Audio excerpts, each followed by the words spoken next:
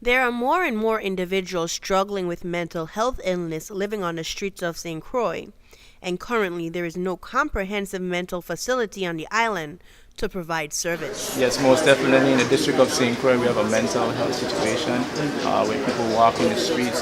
People hate to use the word, but peeing, urinating, right there in the streets in the heart of Christian Set Town. As St. Croix is poised to receive more tourist and cruise ship visitors, business owners in downtown Christiansted lament on cleaning defecation and foul scents left at their doorsteps.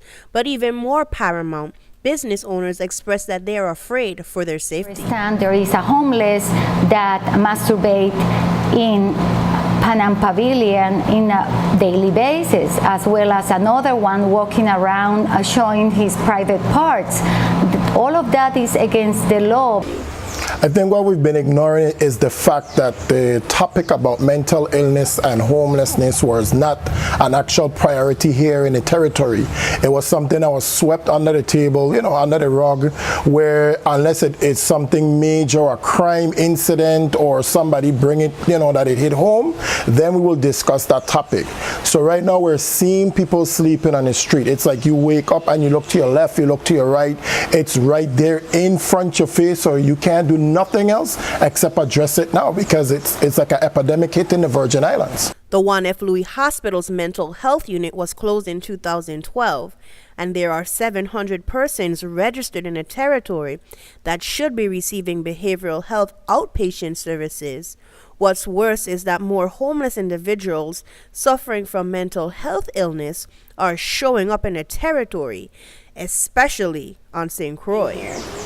Well, I've been the director here for about 7 years, and within my 7 years, I can honestly say that we've been having people that were put on planes, one-way tickets from different parts of the U.S. mainland here, and also from our sister islands, St. Thomas, St. John. When we ask the clients, how are y'all getting here? They're giving us different stories, but then they don't have identifications, they don't have proper documentation. Since the closure of the mental health unit, many patients have found themselves a ward of the Virgin Islands Corrections Facility. But there are nonprofit agencies that have been working to bridge the gap and provide services to those in need. However, many of these agencies are underfunded and understaffed. And our funding issues started from years ago till now. The nonprofit organizations are being neglected.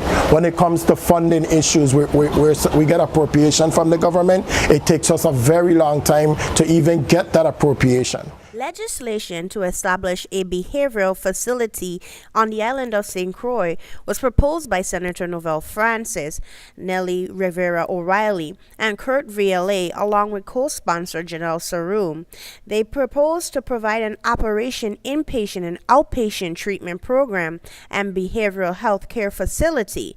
Bill 32-0247 was sent and approved by the governor on January 6th. Now, St. Croix must build a facility that can quickly aid those in need. For News 2, I'm Stephanie Chalana Brown.